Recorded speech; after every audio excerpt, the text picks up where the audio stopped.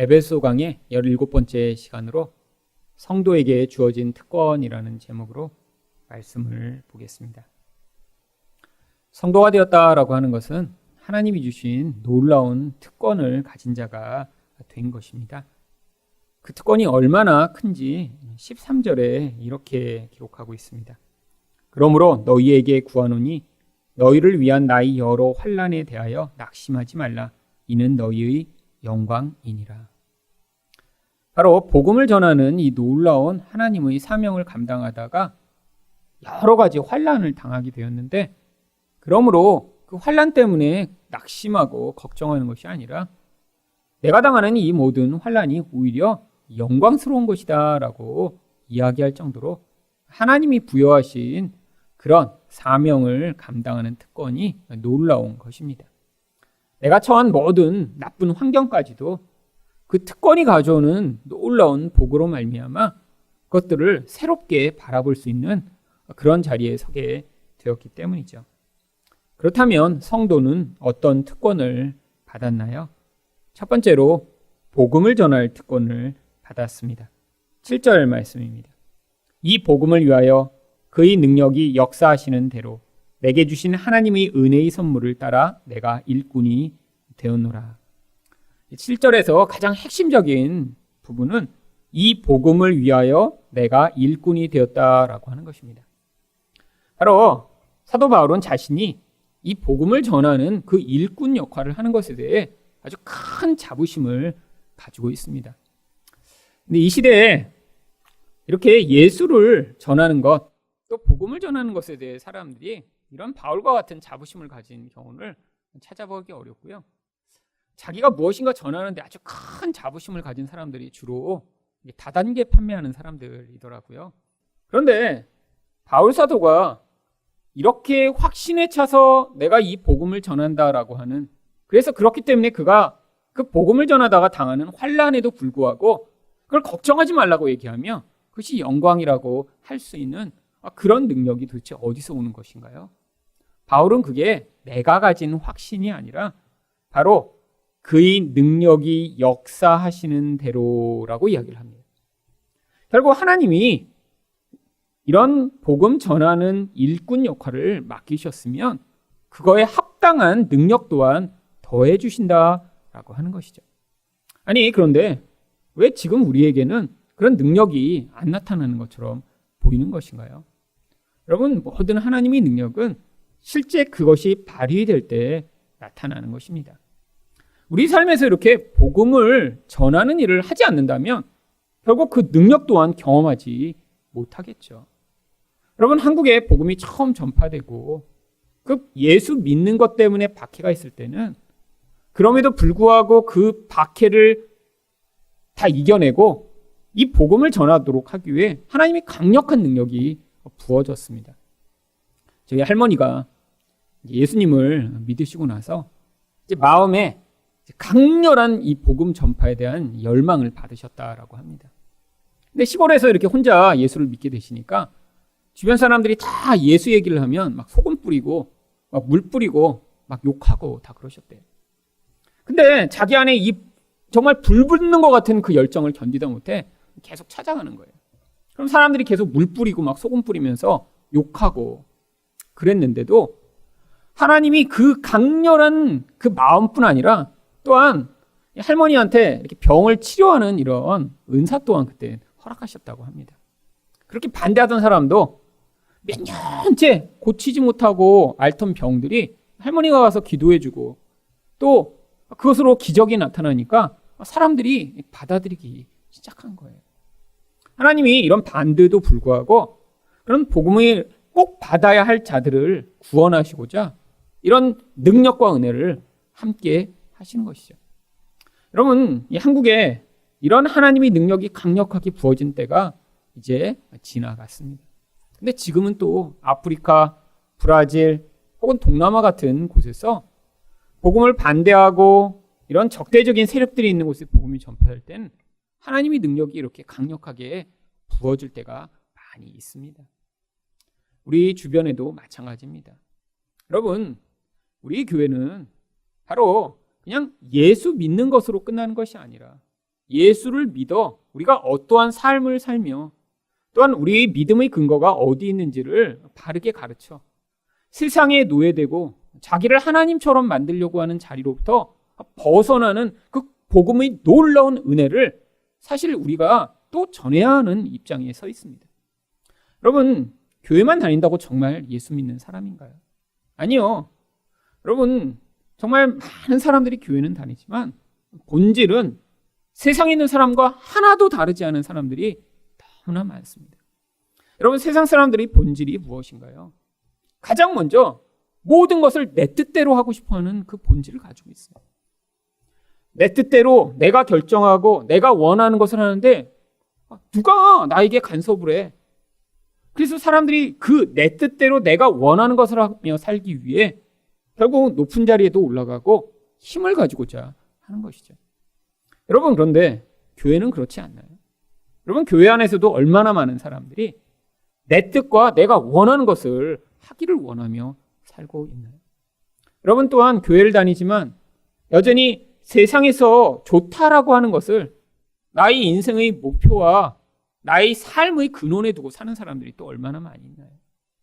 세상에서 이게 좋다 그러면 다 몰려가서 똑같이 살면서 그래서 예수 믿는 사람으로서의 그런 본질과 전혀 관계없는 삶을 살아가면서도 하나도 부끄럽지 않은 그런 모습을 가지고 살아가는 모습들이에요. 여러분, 물론 복음은 우리가 무엇을 하냐 안 하냐에 예전처럼 구체적으로 너는 이제 뭐를 하면 안 돼. 너는 이제 뭐를 하면 하나님이 싫어하셔라고 이야기를 하지 않습니다. 근데 복음은 그거보다 더 높은 차원의 것을 요구해요. 왜요? 복음으로 말미암아 이제 우리가 참된 생명을 가진 자가 되었기 때문에 남에게 보이고자 아니 내가 뭔가를 하지 않아서 두려워서 안 하는 그런 수준이 아니라 이제는 진짜 그 복음으로 말미암는 은혜로 말미암아 내 삶에서 세상 사람들이 좋다라고 하고 당연하게 여기는 것들을 거부할 수 있는 능력이 생기는 것이죠. 여러분, 그런데 여전히 우리 안에서 그렇게 세상 사람들이 좋다라고 하는 것들을 따라가면서도 거부하지 않고 여전히 그것들을 늘 합리화하며 살아가는 사람들이 얼마나 많이 있나요? 여러분, 결국 예수를 믿는다고 하지만 아직 본질 안에서는 참된 그리스도인과 같은 삶이 나타나고 있지 않은 것이죠.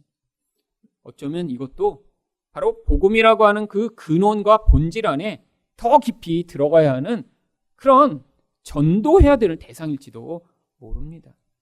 여러분, 교회만 왔다 갔다 한다고 해서 그 사람이 정말로 그러면 예수 믿는 사람이 된 것이 아니라면 더 깊이 복음의 본질 안에 서서 그의 삶과 본질까지도 그런 예수 믿는 사람처럼 살아갈 수 있도록 돕는 것, 그게 바로 어쩌면 전도겠죠.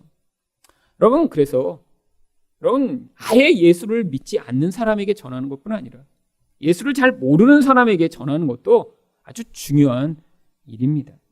그런데 하나님이 이렇게 바울을 복음 전하는 자, 복음의 일꾼으로 세우셨는데 도대체 무엇을 위해 그런 복음의 일꾼 삼으신 것인가요? 8절 말씀이 이렇게 이야기를 합니다. 모든 성도 중에 지극히 작은 자보다 더 작은 나에게 이 은혜를 주신 것은 측량할 수 없는 그리스도의 풍성함을 이방인에게 전하게 하시고. 여러분, 복음의 본질은 결국 예수 그리스도 안에 담겨있는 그 풍성한 비밀입니다. 여러분, 여기 뭐라고 근데 표현하죠? 측량할 수 없다라고 표현해요. 다른 말로 얘기하면 인간이 그 그리스도를 통해 드러난 그 놀라운 비밀을 다 알 수도 누릴 수도 경험할 수도 없을 만큼 그건 너무 크다는 거예요. 여러분, 근데 이 복음을 오해하는 사람들이 많이 있습니다. 여러분, 심지어 계속해서 이 복음이 무엇인가를 들으면서도 이 복음을 오해해서 복음은 초신자들만 필요한 것이고 교회에 1, 2년 이상 다니고 나면 더 이상 복음이 필요 없고 다른 것을 달라라고 하는 사람들이 굉장히 많아요. 여러분, 도대체 뭐가 은혜죠? 내 귀에 듣기에 좋은 얘기를 해주는 게 은혜인가요? 여러분, 그런 게 은혜면 유튜브에 보면 아주 좋은 그런 귀를 좋게 만드는 그런 종류의 영상들이 아주 널렸습니다. 여러분, 텔레비전만 틀어도 좋은 얘기들을 해주는 사람들 많아요. 아니, 예수 그리스도 이야기는 하나도 하지 않고도 얼마든지 사람의 감동을 자아내고 사람들을 마치 위로케 해주는 이야기들이 얼마나 많은가요? 여러분, 사람들이 위로라고 생각하는 그 위로의, 그래서 위로를 잘 해주는 사람 가운데는 해민 스님이라고 하는 그런 스님도 있습니다.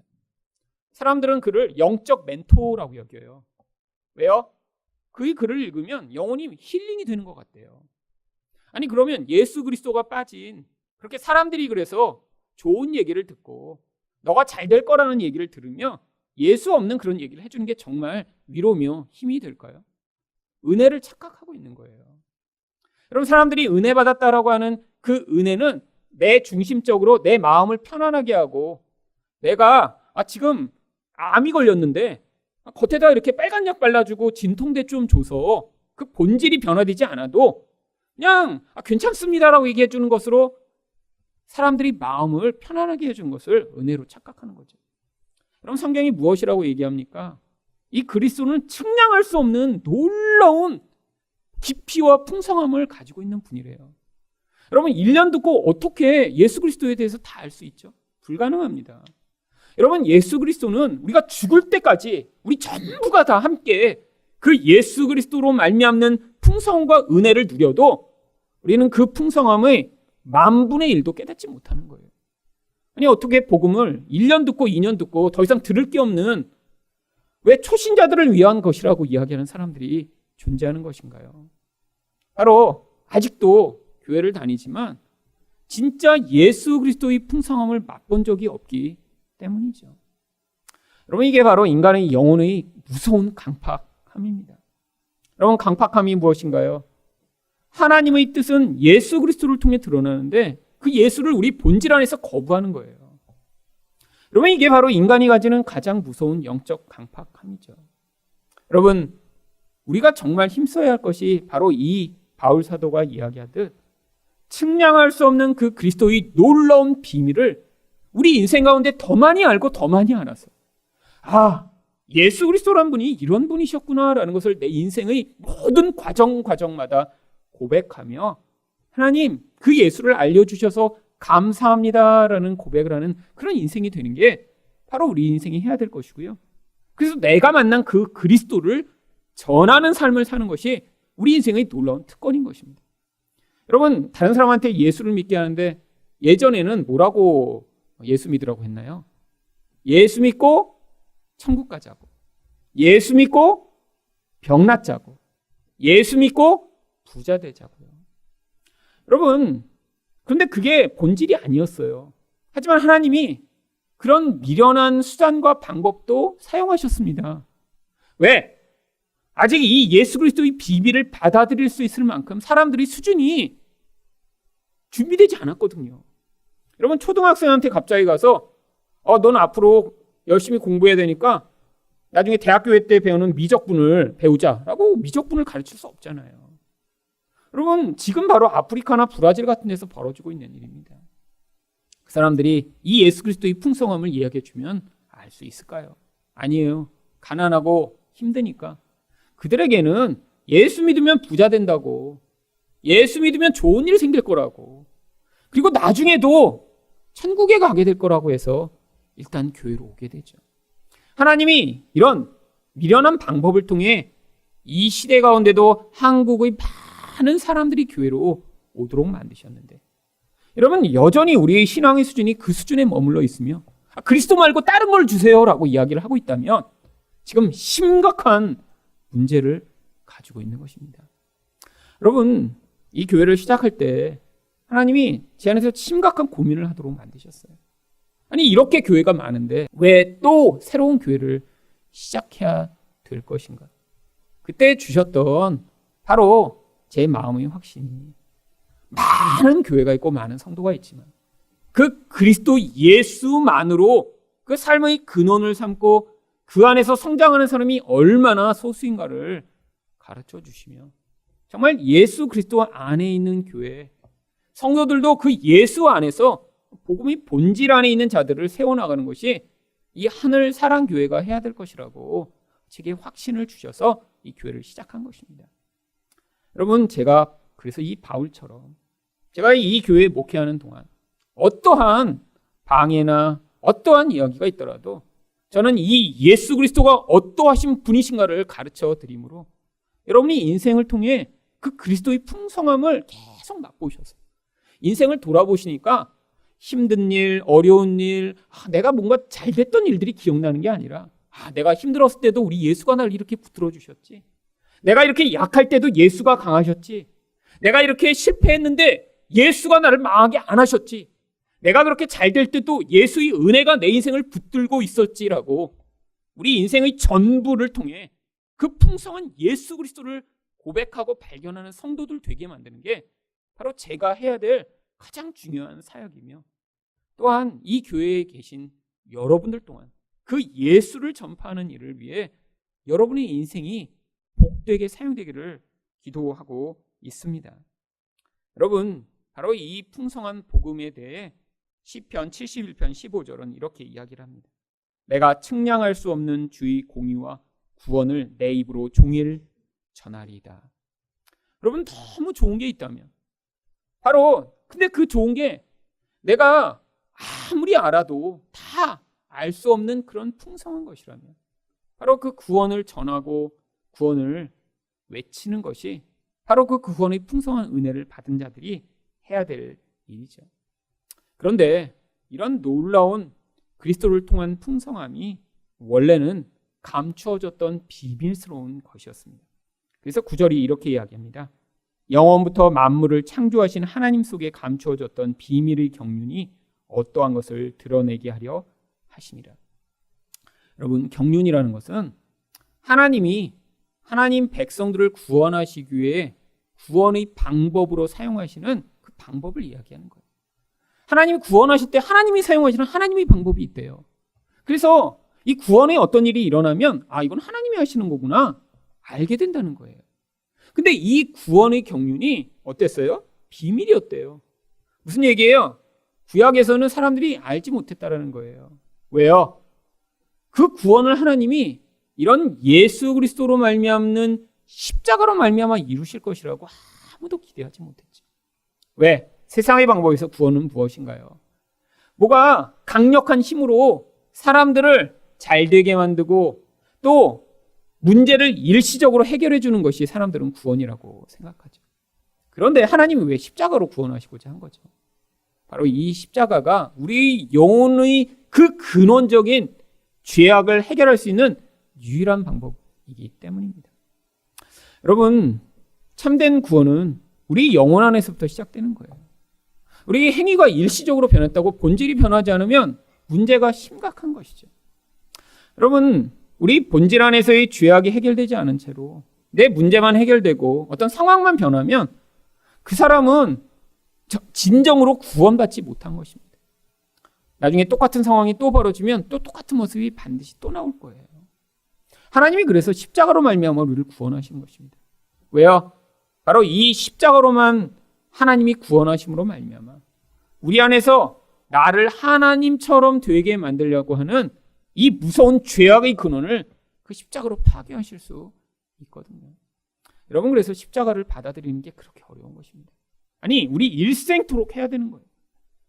여전히 우리 마음 안에선 내가 원하는 방식으로 나의 문제가 해결되고 나를 더 높아지게 만들고 아니 내 자녀와 내 관계된 사람들이 그런 상황들을 더 좋게 만드는 것이 구원이라고 생각하는 마음이 너무나 많이 있습니다. 그런데 하나님은 우리가 그렇게 낮아지고 힘든 상황에 처하도록 하심으로 말미암아 그게 바로 십자가의 방법으로 우리 인생의 구원으로 찾아오셔서 결국 하나님처럼 되고 싶은 내 뜻대로 내 인생을 만들고 싶은 내 본질을 하나님이 제거하심으로 결국 우리 인생이 하나님 뜻에 온전히 사로잡혀 움직여갈 수 있는 자가 되도록 이끌어가고 계신 것이죠. 여러분, 사람들은 그래서 예수님의 제자로 예수님을 따라다녔어도 이 십자가를 그래서 받아들이지 못한 것입니다.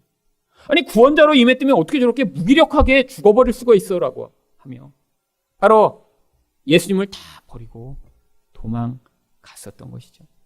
여러분, 지금도 우리 안에서 바로 이 예수 그리스도를 믿고 받아들인다는 것, 그 구원의 비밀 되신 십자가를 받아들인다는 것은 그래서 평생 싸워가야 하는 것입니다. 이렇게 설교를 들어도요, 내 안에서는 내가 뭔가 잘 해결되고 좋은 길이 열리고 뭔가 내 안에서 문제가 없을 때 그게 마치 은혜인 것처럼 생각하고, 뭔가 문제가 생기고 내 안에서 내 마음대로 되지 않고 내가 힘든 상황에 처하면 마치 내가 은혜를 받지 못하고 지금 하나님도 우리를 외면하신 것처럼 생각하는 때가 많이 있습니다. 하지만 그렇지 않다는 거예요. 하나님은 우리의 약점, 실패, 아니 우리가 모든 상황에서 문제가 없을 때에도 어떤 상황도 사용하셔서 우리 인생 가운데 개입해 오셔서 하나님의 뜻이 이루어지는 존재로 지금 만들어가고 계신 것입니다. 두 번째로 성도는 어떤 특권을 받았나요? 하나님의 지혜를 알릴 특권을 받았습니다. 10절 말씀입니다.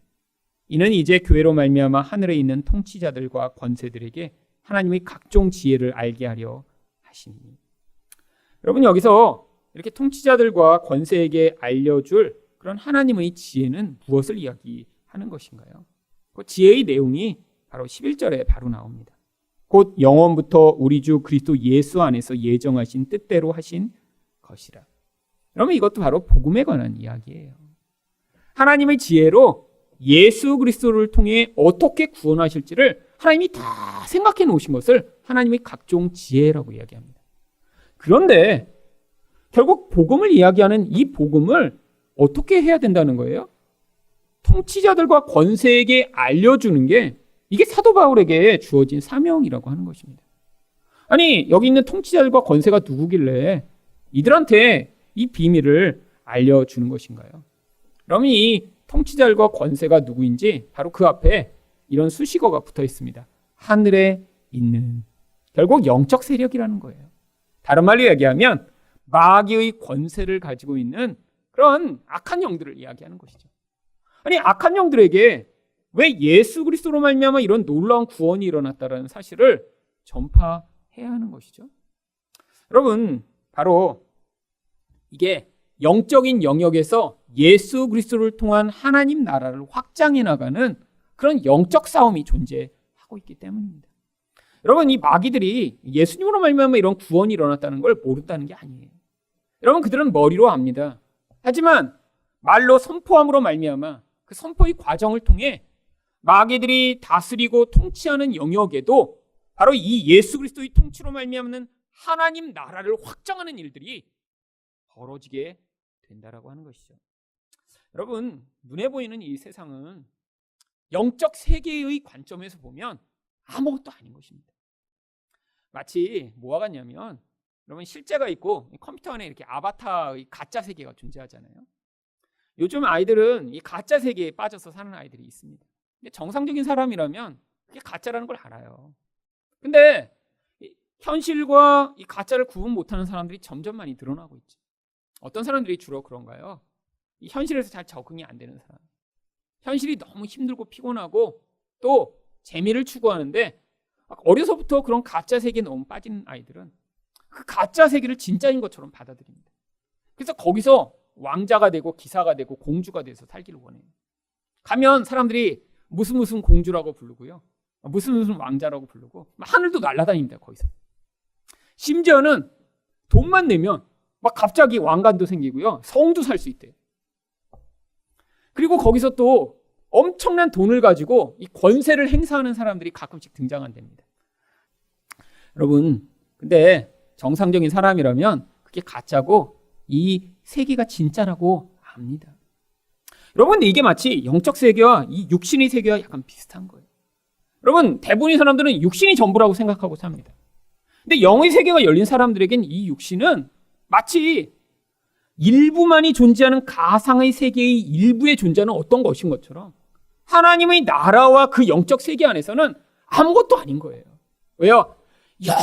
영원한 세계 가운데 이 땅의 그 시간은 아주 짧은 일부분에 불과한 것이고요, 무한히 넓은 그 하나님의 나라의 영역 가운데 이 눈에 보이는 세상은 아주 작은 영역에 불과한 거예요. 여러분, 우리는 이것이 전부라고 생각하고 살지만 이 하나님의 영역은 엄청납니다. 그리고 또 중요한 게 있어요. 우리는 여기서 내가 생각하고 눈에 보이는 대로 모든 것이 이루어진다고 생각하는데요, 그렇지 않습니다. 영적 세계에서 주관하고 영향을 미치는 대로 눈에 보이는 이 세계가 움직여가고 있는 거예요. 여러분, 바로 이 눈에 보이는 세계를 움직이는 진짜 영향력은 지금 뭐 밖에서 트럼프나 뭐 김정은이나 시진핑 같은 그런 세상의 그런 강력한 권세를 가진 대통령이 아니라 실제로는 여기 나와 있는 하늘의 권세와 하늘의 통치자들이라는 거예요. 여러분, 마귀적인 세상이, 마귀적인 영향력이 이 세상에 계속 영향을 미치며 사람들이 결국 죄에서 벗어나지 못하고 하나님을 받아들이지 못하며 결국 분열과 고통과 싸움 가운데 이 세상이 끊임없이 진행해 가도록 사실 지금 배후에서 끊임없이 조종하고 있는 것입니다. 여러분, 그런데 하나님의 백성이 해야 될 일이 뭔가요? 이런 세상 가운데 바로 예수 그리스도의 통치를 선포하는 일입니다. 눈에 보이지 않아요. 근데도 불구하고 예수님이 왕이시라고요. 우리 인생을 주관하시는 분이 예수님이라고요. 눈에 보이는 어떤 사람이 우리를 죽이거나 살릴 수 없다고요. 눈에 보이지 않지만 우리 예수님이 우리 인생을 주관하셔서 우리 인생을 망하지 않게 하시며 눈에 보이는 이 짧은 인생이 아니라 영원한 하나님 나라를 우리 인생을 통해 드러내시고 완성하실 것이라고요. 그러면 이것을 선포할 때 어떤 일이 벌어지는 줄 아세요? 이것을 믿음으로 선포하는 사람을 통해서 그 하나님 나라가 그렇게 확장돼 가는 것입니다. 예전에는 마귀가 다스렸어요. 그런데 그 영역을 이제 점차 하나님의 권세가 다스리는 것들을 맛보게 하시는 거예요. 여러분, 이게 바로 찬양하는 일입니다. 여러분, 근데 우리 가정이 다 정말 이렇게 예수 그리스도의 권세 안에 다 있지 않은 경우가 많죠. 어떤 영역은 예수 안에 있는 영역도 있죠. 하지만 어떤 영역에서는 그렇지 않은 영역이 많습니다. 여러분, 가정마다 다 그래요.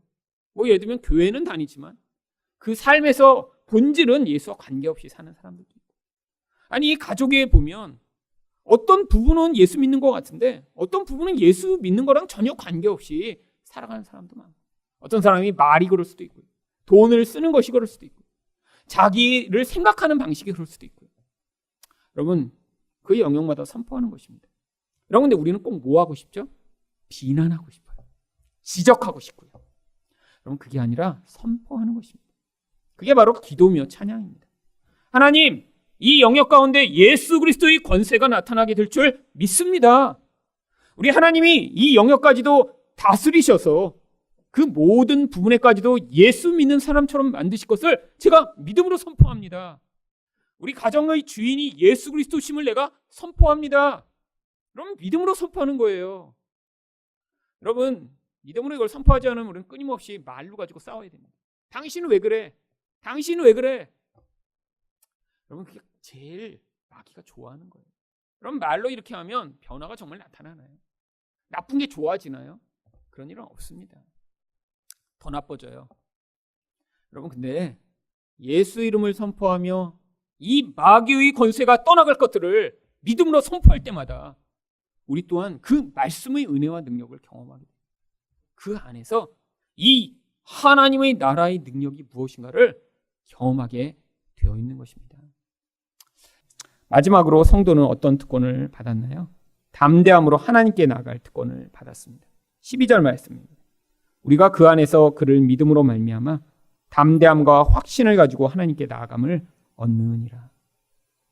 여러분, 예전에 이스라엘 백성들은 하나님께 나아갈 때 스스로 나아갈 수 없다는 것들을 모두 알고 있었습니다.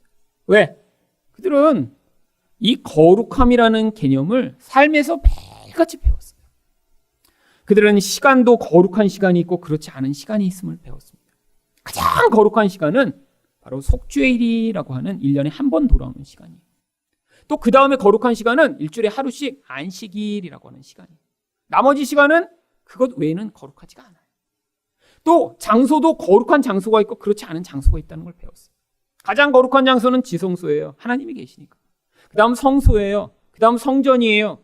그 다음 예루살렘이에요. 그 다음 이스라엘이에요. 그리고 나서 이방 땅이에요.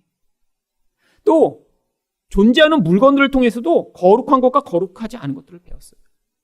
돼지를 보면 저건 부정한 것. 뱀장어를 보면 저건 부정한 것. 소를 보면 저건 거룩한 것. 양을 보면 거룩한 것. 물건, 장소, 시간 모든 것들을 거룩하냐 거룩하지 않냐로 구분했습니다. 근데 문제가 있어요. 바로 인간은 그 거룩함과 부정함 사이에서 끊임없이 살아갑니다. 그러니까 어떻게 돼요? 계속 부정해져요. 거룩하지 않은 걸 자꾸 만져요. 봐요. 접해요. 그러니까 자기 자신도 자꾸 부정의 오염을 당하는 거죠. 부정한 것 중에 가장 부정한 게 무엇인 줄 아세요? 시체입니다. 여러분 근데 여러분 죽은 것, 사람뿐 아니라 여러분 이 죽은 것을 얼마나 자주 보게 되고 만지게 되고 접하게 되나요?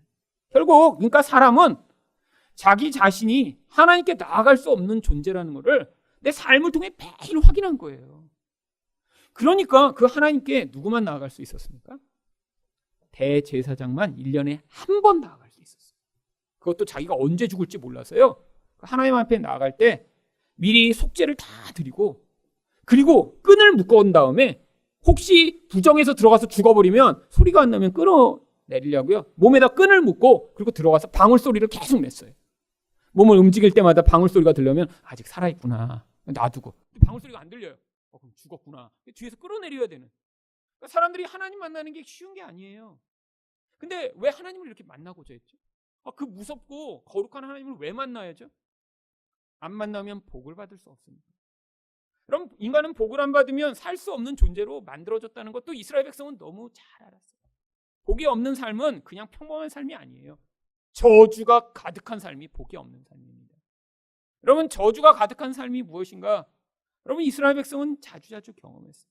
외적들이 침입해와서 싹 다 쓸어버리고 가족과 친척을 다 죽여버리고 1년 동안 농사 지은 것을 다 뺏어가 버리고 여러분 그 고통과 슬픔과 눈물을 경험하며 이게 저주구나라고 알았어요. 그래서 하나님이 복을 그들이 간구했습니다. 근데 쉽게 하나님께 나아갈 수 없었던 거예요. 여러분 그런데 이제 이 예수 그리스도로 말미암아 주어진 은혜가 무엇인가요? 그를 믿음으로 말미암아 담대함과 확신을 가지고 하나님께 나아감을 얻느니라. 여러분 이걸 전파하는 거예요. 이제는 예수를 우리가 이렇게 믿게 돼요. 우리에게 어떤 특권이 주어져 있는지를 그걸 전파하는 것입니다. 여러분 모든 사람은 다 복이 필요해요. 여러분 예수 믿는 사람만 축복을 필요로 하나요? 아니에요. 여러분 모든 인간은 다 압니다. 복 받지 않으면 살 수 없다는 것. 여러분 중국 사람 그래서 복을 얼마나 좋아하나요?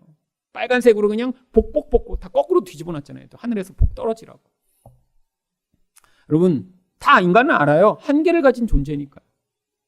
내 인생이 무엇인가 다른 놀라운 은혜가 부어지지 않으면 그런 축복이 부어지지 않으면 저주 같은 그런 인생을 살게 된다는 거 우리 다 압니다.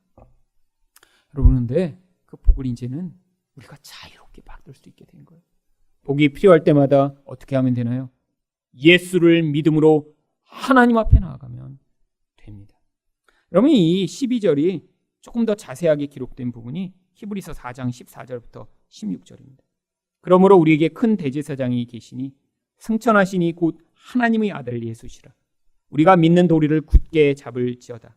우리에게 있는 대제사장은 우리 연약함을 동정하지 못하시리가 아니요 모든 일에 우리와 똑같이 시험을 받으시니로되 죄는 없으시니라.